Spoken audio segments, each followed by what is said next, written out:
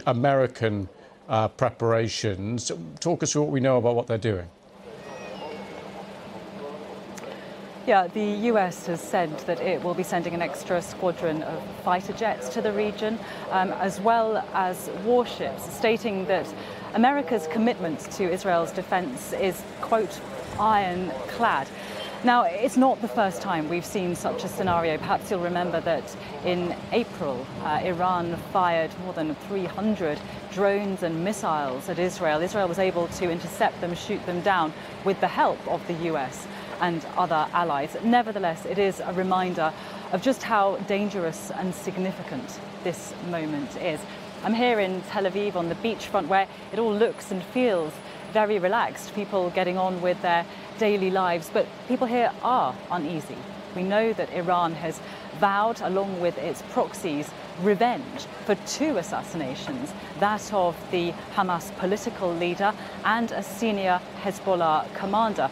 Everyone knows something is likely to happen, but it's not clear what that retaliation will be, what kind of scale we'll see, or indeed when it might happen. So this is a country on high alert. A number of international airlines have suspended flights to and from Israel, and ministers in the Israeli cabinet were sent home this weekend with satellite phones for use in the event of an attack which throws out any kind of communications network. As you know, there's urgent diplomacy going on right now to try to stop Israel's war on Gaza, which began following the October 7th attacks, from exploding into a region-wide conflict. And that's why the US's intervention now is not only about providing help to Israel militarily, but also focusing on ongoing efforts to try to diffuse the tension. The Pentagon spokeswoman said yesterday that they still think escalation is not an inevitability. America urging all parties in this to look at potential for a ceasefire.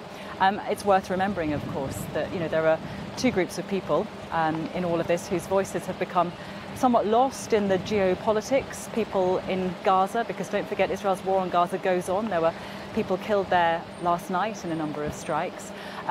Those people know that right now a ceasefire looks very remote. And then there are the families of Israeli hostages who are being held captive by Hamas in Gaza still.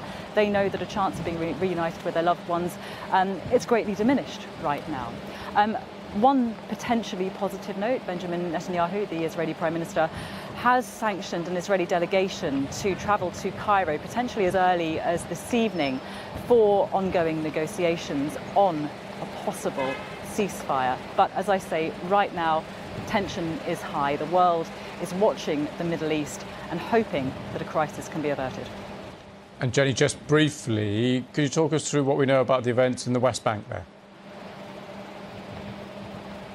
Yeah, reports suggest that a local leader of Hamas's military wing in one part of the West Bank, so not a senior figure, has been killed in an Israeli strike.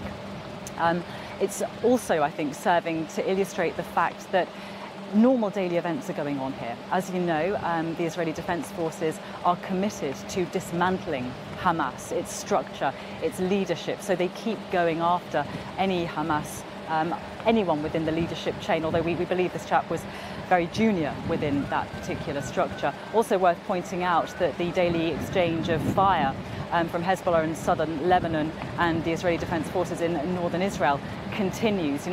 People talk about an escalation. There's already a lot of violence going on an hourly, daily basis in this part of the world. The fear, of course, that any escalation could see that violence explode into a very different level. Jenny, thank you very much for that.